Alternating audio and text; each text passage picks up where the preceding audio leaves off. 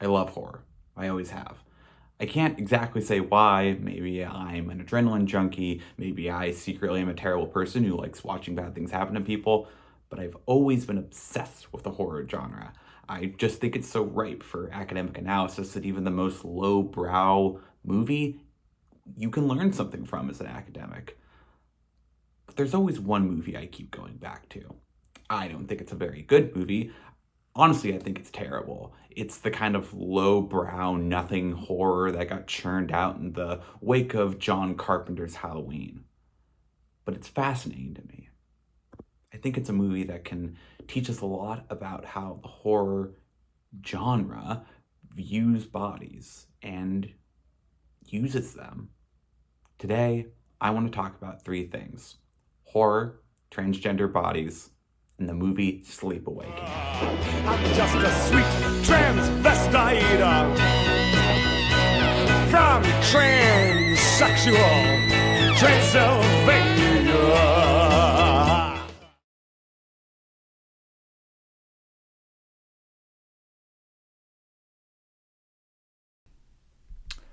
Sleepaway Camp is a 1983 movie directed by Robert Hiltzik. And it's certainly a movie. It's really mostly a vehicle for violence, sex, and sexual violence to be displayed. It's cheap, half the actors are giving fascinating performances, and there's probably only like a few lines that save this thing. Eat shit and die, Ricky! Eat shit and live, Bill. Yeah, Bill. But let me give you a quick rundown of the plot. The movie begins with two twins, Angela and Peter, swimming in a lake with their dad. But in a horrible accident, a motorboat runs over the dad and one of the kids, leaving the surviving twin to be sent to live with their aunt. We meet that twin in the future, teenage Angela Baker, where she's at a summer camp, but oh no, a mysterious man's killing all the kids and counselors. Angela falls for another camper, Paul, and they have your usual slasher romance, but then he suggests that they go skinny dipping. A little forward, but okay. The next scene shows that Angela was the killer and she has decapitated Paul. Then we learn that Angela wasn't the young one that survived, but Peter. The child was raised by their aunt as a woman, as she always wanted a daughter. And the movie ends with Angela standing naked with the decapitated head in front of her, face frozen in a vile scream. Also, we found out Angela's dad was gay just because, why not, I guess? Just a quick side note from the editing bay. While there is rightful criticism on whether or not Angela personally identifies as a trans woman, the script and the subsequent sequels do go on to identify her as such, and considering the text of the film, I'm going to use she, her pronouns, and I'm going to call her Angela. But we will get to the rightful criticism though. When examining film, it's important to look into the context of these films' productions. Oftentimes it can offer insight, or frankly, it'll just have a funny anecdote. Sleepaway Camp was a mess of a production, by all accounts. After the first day, they were already behind on their film schedule, which led to on-set rewrites and just the most wild production. The film is full of continuity errors. You can read into those yourself, but there's another risky aspect of the production, you see. Now, horror movies of this time would often feature teenagers as the main characters. You know, your Halloweens, Friday the 13th, Nightmare on Elm Street. Derivatives of this genre would also feature teenagers, but all the actors would always be over 18, just to help comply with, child labor laws and just not to make the movies creepy. But Robert Hiltzik didn't care about that. Robert Hiltzik wanted a 13-year-old girl to play the role of Angela. I wanted to be cool. I wanted to be the cool girl. They wanted no me. Even though I was 13, I was still wearing lip gloss and eyeliner. It was the 80s, baby. Not a great look, Robert. Yikes. So, the actress, Felissa Rose, who was 13 at the time of production, walked away from the set with a lot of trauma. A lot of it was down to the production team and various members of the staff not giving her the proper tools or notifying her that she was going to be placed in these uncomfortable situations. And particularly, we have to look into the final scene of the movie. Now, Hiltzik was obsessed with the idea of Angela's penis being fully visible in the final shot. And because they weren't going to put a strap on her because her mom said no, they decided to make a sculpt of Felissa Rose's face and place it on a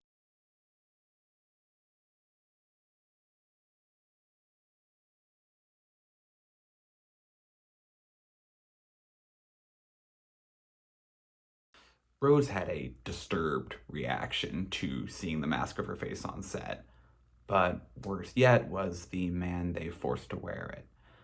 Anecdotes have him begging the production staff not to make him do it, not to make him be fully nude, not to make him go out in front of the cast, but they refused. They made him go out into the cold, wear a mask made from a 13-year-old girl's face, and then appear naked on camera for a horror shock value shot. A local college kid who they shaved him from head to toe. I think they paid him a couple $100, and then they let him drink. So this guy sat down and was, sitting there in his bathing suit, basically. That's all he had on, a blanket over in a corner, and started to have a few beers. And by the time it was time to shoot, He was crying horribly. Yeah, it was really just, it was bizarre. and I think that if we'd used, a prosthetic genital instead of that, I don't think it would have been as effective. He's never come out publicly. It's all too common, especially in the horror genre, for the well-being of actors to be neglected in hopes of a more authentic performance. This is not okay, and it's something that needs to be discussed. Felissa Rose has gone on to love this film. She now appears at horror conventions and is by all accounts, a nice person.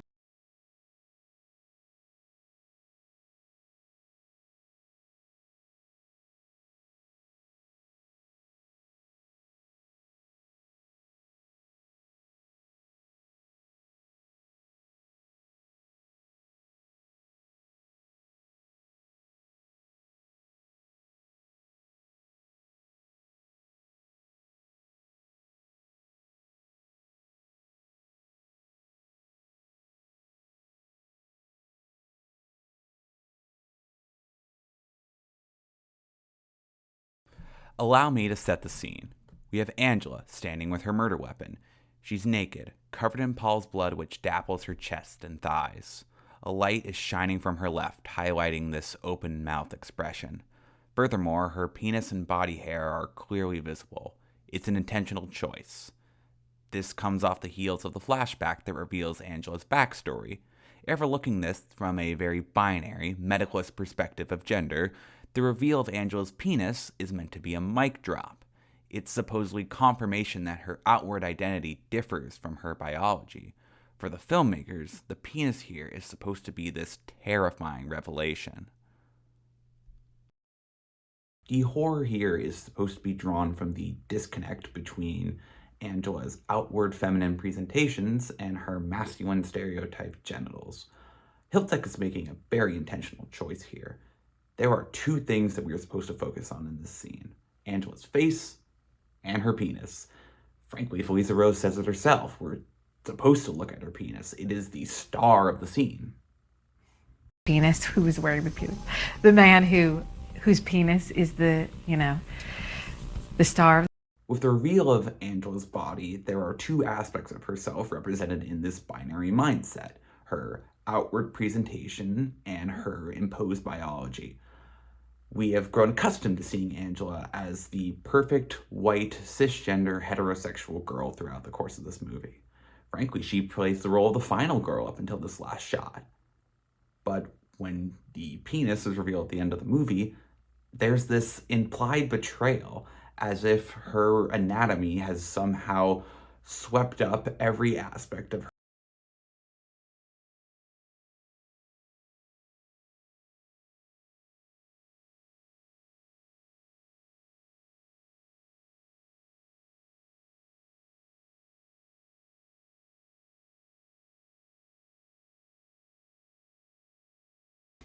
A feminine outward expression supposedly conflicts with a malicious masculine internal self. And that's what I want to tackle, the deception narrative of transphobia. Transphobes love this idea of trans people, specifically trans women, as malicious deceivers. It's rooted in this idea that trans women choose to identify as such in order to gain some sort of leverage in harming cisgender women's. It's the classic, we can't let them into restrooms narrative. The key idea here is deception, the idea that trans women are placing a facade over their truth in order to do this. In that sense, feminine presentations are meant to be a disguise. A trans woman isn't wearing makeup to feel better, to affirm herself. She's actually a man who's covering her masculine truth. This is a mindset that doesn't treat gender expression as one's truth, it treats it as a cover, relying on a biological, essentialist perspective, a flawed one. The idea that one's core of identity lies in their binary biology and any sort of outward expression aligns with that or doesn't is core to the transphobe's ideas. This has been weaponized against trans people in a myriad of ways. It boils gender down to a very basic, incomplete sense of how one can express themselves and understand themselves. Furthermore, it's been a part of how the groomer scare has been used to ban queer people from just, existing. Think about it. When you see trans people depicted by right-wing pundits, what are some of the common attributes? I know what I see, an Adam's apple, a 5 o'clock shadow, and a deep baritone voice. It's supposed to highlight the supposed incongruities between womanhood and one's biology. The idea that these transgressions against traditional colonial ideas of femininity indicate some degree of malice within the trans woman. It places a kind of policing on a trans woman's gender expression. The idea that if she does not perfectly conform to traditional standards of femininity, she will immediately be sussed out and shown for the traitor that she is. The few trans women that have been accepted by the right wing, Caitlyn Jenner and Blair White to name a few, conform strictly to these standards. This isn't to say that's not valid of them to do, but by showing that the only trans women accepted are the ones that do not deviate from the expected norms of white colonial heterosexual hierarchies, it indicates that there is a policing rooted in these gendered norms. This even affects cisgender women. If a woman is perceived as masculine, she can be targeted by harassment. Even Michelle Obama was the target of many right-wingers because they thought she was a trans woman. And listen, with Brock's history with queer people, I sure hope that isn't the case for her sake. The insidious nature of transphobia reveals itself here. Policing trans people is just an extension of policing gender at large, and horror is incredibly guilty of this. Any sort of deviation from bodily or gendered norms has become an indicator that a character is malicious or is supposed to be seen as villainous or frightening. Plenty of horror's most classic villains do indicate some form of gendered variance.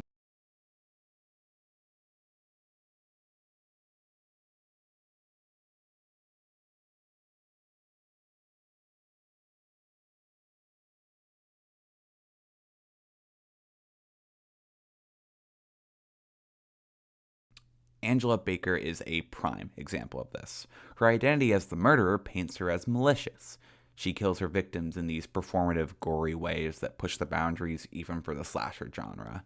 She kills within her male persona, trying to tie the idea of violence to what the film views as her true identity. Removed from her disguise as Angela, Sleepaway Camp wants to paint her feminine presentations as a distraction, something to cover her truth of violence. The killer persona is used to demonstrate that her transness is a byproduct of pre-existing sadism. Sadism is the start, transness is the endpoint. By framing her in this way, it implies that the viewer should see trans identity and a desire to kill not only as equal, but interlinked. I had to film this part on a different day because I got too mad. This is a subject I'm very passionate about. Now, I want to leave an extra content warning here for sexual abuse. One of the most infamous scenes in Sleepaway Camp is when Angela Baker rapes a woman with a curling iron. She sneaks into her room and genitally mutilates and then murders her with this curling iron. Whenever he could do that, he would. How are we going to take care of Judy, given how evil and nasty she is? And I thought that was a pretty appropriate way for her to go. Trans women here are seen as inherently dangerous. There is a presumed terror from them. And I truly believe this scene is terrible. It wasn't filmed with any respect to the actors. It exploits sexual trauma for the purposes of just more horror. It's disgusting, it's abhorrent, and it shouldn't have been included in the movie. And it's incredibly indicative of the mindset that drives so much of Sleepaway Camp. The assumption that transgender women are a fear, the assumption that transgender identity is inherently predatory. And on that note, I want to talk about something that is a prime example of this mindset, something fairly recent. I want to talk about one of my least. Irreversible Damage is a terrible, bigoted, and abhorrent book that denies basic facts of not only queer theory, but also just basic medical understanding. Author, and I use scare quotes on that, Abigail Shear, promotes a flawed concept of rapid onset dysphoria, a disproven theory that promotes that dysphoria is born of social pressures rather than any sort of an internal sense of self, because no one can understand themselves. She particularly targets trans men and non-binary people, claiming that trans liberation is somehow anti-feminist. It depicts anyone promoting gender-expansive thinking as a crazed person, attacking young people. Shear compares gender dysphoria to eating disorders in a shockingly distasteful passage. Further, she interviews Buck Angel, a trans man who has come out against trans youth, trans rights, and queer liberation. Shear promotes an incredibly oppressive parenting style, encouraging parents to cut off their children from the internet, attack others who don't promote heteronormative gender ideas, take them out of public school, and harshly ingrain these free gender expression ideas into their children. I'm sure your children will love that, Abigail. The core conceit of rapid onset dysphoria that attempts to propel this book is a debunked concept. It supposes that trans identity is a sort of social coping mechanism meant to avoid larger issues in oneself. Lisa Littman, a physician at the Icahn School of Medicine, I definitely got that wrong, coined the term following a study of youths diagnosed with gender dysphoria, which we'll get to that idea in a bit. The core study that Shear takes as gospel for this book is here. It is also a study that was critiqued by the Archives of Sexual Behavior, showing that the study used websites that push parents not to accept their children's gender identity, as well as almost wholly being composed of white, middle-class women speaking for their children. Great work, Shear. You really know how to find the good stuff. This book is one of the most vile, vitriolic, abhorrent things I've ever read. It's been lampooned by medical academia at large, called out for its various inconsistencies, and just generally is terrible. I truly believe the world is worse for this book being in it. And because I believe it's so horrible, I'm going to use it to analyze an 80s slasher movie. You see, Shear and her contemporaries have this semi-medicalist take on gender identity. The idea of diagnosing people with gender dysphoria has long been a scapegoat and way to prevent trans people from accessing trans health care. It becomes a veil to place over these systems, a sort of bureaucratic smoke bomb to distract people or deflect attention. You see, they aren't going after trans people, they're going after rapid onset dysphoria, they're going after tomboys convinced that they're men, or they're going after people seduced by the liberal media and big gay. They aren't going after transgender people, they're going after people who think that they're trans. In their writings, they'll claim this absolves them of transphobia and makes them morally right. But it doesn't. They're going after trans people. This applies a very binary mindset to transness. It claims that you must be X, Y, and Z things to actually be trans. And in this rulebook, it just so seems that nobody fits that bill. It depicts transness as another type of outward threat, this time attacking confused people who just don't know any better. It treats the notion of gender identity that exists outside of any sort of biologically ordained binary as a foolish idea, and those who promote it as predators. This notion that gender identity is a result of confusion is prevalent in horror, Buffalo Bill, again, is depicted as not actually transsexual, he's just confused. He just wishes he was trans. Buddy, if you wish you were trans, I've got something to tell you. Or Marguerite in 1972's A Reflection of Fear, a person who identifies as a woman but has a split personality of Aaron in relation to her assigned identity. People see her biology, and this feminine persona is nothing more than a delusion. She is Aaron, she just thinks she's Marguerite. It medicalizes transness and diagnoses people with mental deviation rather than simply an alternate understanding of their gender. The medicalization of transness has long been used to limit trans folks from seeking the liberation and medication that they desire. Philosophy Tube's video on the subject is a great watch.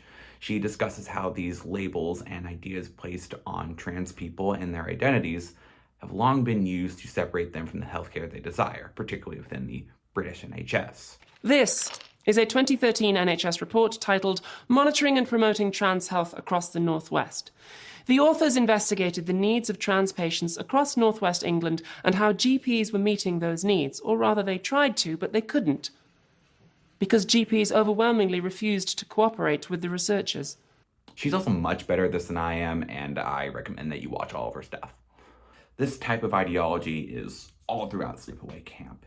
It treats Angela's gender identity as nothing more than abuse-induced psychosis, not something to be taken seriously or properly dissected. Frankly, this type of ideology is all throughout horror. Neurodivergence as the villain is one of the key tropes of so many of our favorite slasher villains. It works on this idea that those whose minds work differently or might be suffering from mental illness are automatically the villains. Those whose best hope are asylums or death, and then like 10 sequels.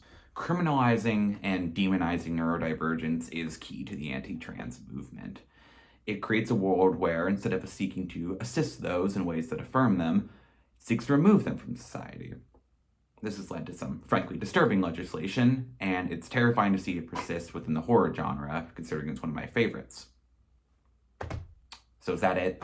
The movie's transphobic, everything sucks, end of video, bye. No, I'm not gonna do that, because I love horror, I love being scared, and I think it's valuable. And I love being trans. And I want to show that these things can coexist, horror and transness. They aren't opposites.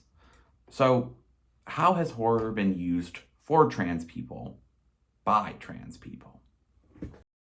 In the same way the horror genre has been used to demonize trans people, I've seen it be uplifting. It can be used to catalyze a person to explore their identity or express themselves freely. I want to contrast that with the way that Sleepaway Camp attacks transness. Sleepaway Camp and transphobic horror at large use a couple different tools to get their message across, horror as it is. Number 1, transgender people as predators. Number 2, transgender people as contortions on the body. And number 3, transgender people as unstable and dangerous. These tenets of transphobic horror have been used to demean gender expression of trans people. The end result of this is that the horror is derived from trans people. They become the scary monster that a cisgender audience is meant to be afraid of. But by altering this to center the trans experience rather than the cisgender audience's perceptions, horror can be a liberatory tool for a trans audience to see themselves in. You see, key to horror is this idea of an imposing force, something that the audience is meant to fear. Maybe this is your typical slasher villain, but sometimes it could be more broad in the case of cosmic horror.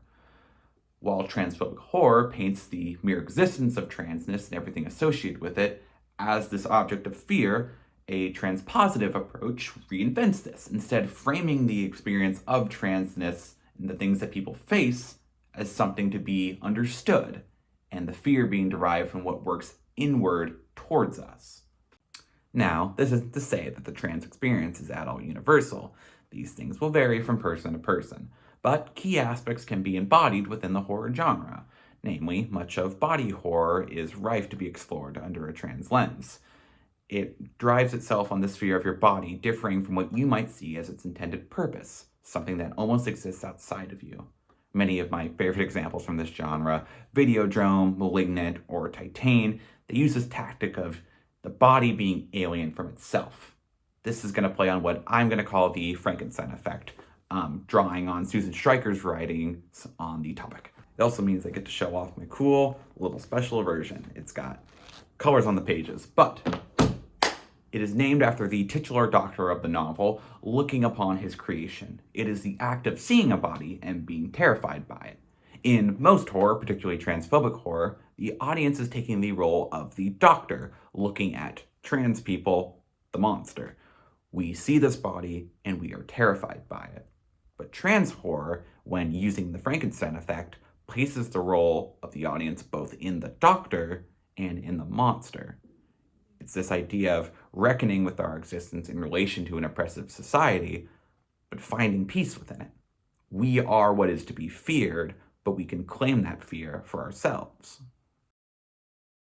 We Are All Going to the World's Fair, released just last year, written and directed by Jane Schonenbrunn, and it is just peak trans horror. Much of the horror in the film is derived from the main character, Casey, experiencing isolation from her social circles and a growing sense of fear around just existing in her body. This pushes her into strange online circles, ones in which she is feared because of her erratic behavior. World's Fair delves into this experience of neurodivergence and mental illness, clearly painting Casey as someone who is struggling. But the audience does not fear Casey. We take on her role. We see the world through her eyes. We are meant to empathize with how she sees horror within her own existence. Casey's dysphoria becomes the object of her fear, not Casey. When she continues to be alienated by her family and mocked by her peers, this is what pushes her to darker places. The fear is not in a person with dysphoria, it is dysphoria herself. It's a grim movie, but it paints a wonderful depiction of how horror can be derived from the trans experience for a trans audience. And it isn't only limited to movies. Now I get to talk about my favorite book of all time, FranKissStein by Jeanette Winterson. So it's a prime example of trans horror using this trans-positive approach. The main narrative follows Shelly, a trans doctor partnering with transhumanist Victor Stein, very on the nose. Stein routinely fetishizes and demeans Shelly, even as they begin this burgeoning relationship. Shelly has a very concrete understanding of their gender expression. They know what they are, they know what they identify as, but Stein sees them as something alien, something to be picked apart, understood. He constantly pokes and prods at their expression, treating them as something to be unraveled rather than understood and treated as an equal. It plays at the feeling that many transgender academics feel, in which our identities are constantly scrutinized, treated as something to be cited rather than loved. Stein's transmedicalist philosophy overlaps with some of the transphobic horror that we've previously discussed. He treats Shelley's gender as something to be quantified in these little academic boxes and then diagnosed properly. It's a dangerous game, and it polices transgender and expression. And it's why it's one of my favorite books. It plays with gender expression in these wonderful transhumanist spaces. It critiques academia, and it's just wonderful. It's terrifying because I've been Shelley. Horror can be vile. It can be used as a tool to demean and harm trans people. Sleepaway Camp is a cheap movie, a boring movie, a transphobic movie. It's not great, but it's also a sign of everything that can be gained from horror. If we analyze it, if we really try to understand this, if we critique it, true trans horror can be derived. Having fear as a realm to be explored can be incredibly liberating and incredibly powerful. I know this from my own experience. It's why I love horror. It's why I love being trans. I can continue to consume things in the world around me and understand myself and them more. Constantly investigating the world around me within the context of my own identity is incredibly powerful. And I love horror, and I only hope that we get to see more of it. Thank you for watching. Eat shit and live. Eat shit and die, Ricky! Eat shit and live, Bill. Yeah, Bill.